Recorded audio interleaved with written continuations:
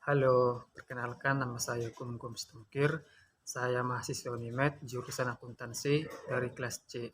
Pada video saya kali ini saya akan mempresentasikan ujian tengah semester saya mata kuliah Praktikum Sistem Informasi Akuntansi, di mana mata kuliah ini diampu oleh Ibu Khairunisa Harahap, SE MSc. Baik, pada slide ini saya tampilkan bagian alir dari Merdeka Prabot, di mana terdapat 3 departemen. Yang pertama bagian gudang, yang kedua bagian pembelian, dan yang ketiga bagian penerimaan.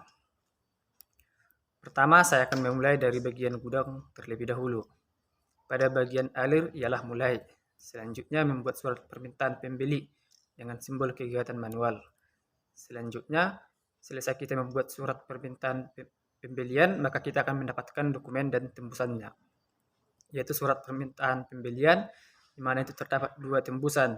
Yang pertama, tembusan 1 akan dihubungkan pada halaman yang sama, yaitu pada bagian pembelian. Sedangkan tembusan kedua ialah arsip permanen bagi bagian gudang. Selanjutnya, selesai penghubungan itu pada bagian gudang, akan berlanjut awal arus dokumen, yaitu pada bagian pembelian. Setelah itu, surat permintaan pembelian yaitu 1 tembusan. Setelah bagian pembelian menerima surat permintaan pembelian sebanyak 1 tembusan, maka selanjutnya terjadi kegiatan manual, yaitu membuat surat order pembelian. Selesai kita membuat surat order pembelian, maka kita akan mendapatkan surat order pembelian, di mana surat order pembelian ini terdapat 4 tembusan. Tembusan pertama dikirim ke pemasok, tembusan kedua dikirim pada bagian penerimaan, tembusan ketiga digunakan untuk penghubung pada halaman yang berbeda, dan tembusan yang keempat digunakan sebagai arsip sementara menurut abjak. Setelah kita selesai pada bagian pembelian, maka tembusan surat order pembelian akan dikirimkan ke bagian penerimaan. Setelah itu, kita akan membuat awal arus dokumen yang baru, yaitu surat order pembelian. Setelah kita membuat surat order pembelian tersebut, maka kita akan menerima barang dari pemasok yang dituliskan secara manual.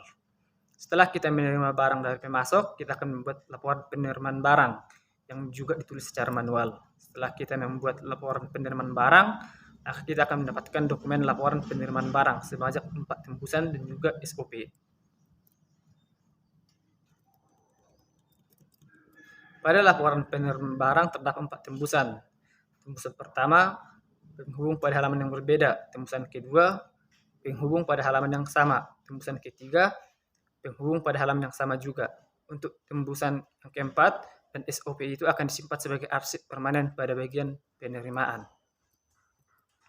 Setelah kita selesai pada bagian penerimaan, maka kita kembali pada bagian pembelian, yaitu dari pemasok. Kita akan menerima dokumen tersebut, yaitu faktur dan laporan penerimaan barang.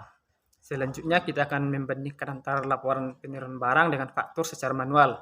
Setelah kita membandingkannya, kita akan mengirimkan faktur secara manual. Dari pengiriman faktur, kita mendapatkan 3 dokumen, yaitu faktur dan juga LPB, di mana faktur ini merupakan penghubung halaman yang berbeda, sedangkan dokumen LPB diberikan lagi kepada arsip permanen pada bagian pembelian. Dan yang terakhir, pada bagian gudang kita diberi di mana laporan penerimaan barang, dan pada bagian laporan penerimaan barang kita akan mendapatkan kartu gudang, dan laporan penerimaan barang yang bersifat dokumen tersebut disimpan secara permanen. Akhirnya, sistem pengendalian internal Merdeka Prabot selesai dengan memperhatikan fungsi pembelian, pemasok, pelanggan, pengendalian persediaan, pengiriman, dan fungsi persediaan gudang. Demikian presentasi dari saya. Jika saya melakukan kesalahan, saya meminta maaf. Terima kasih.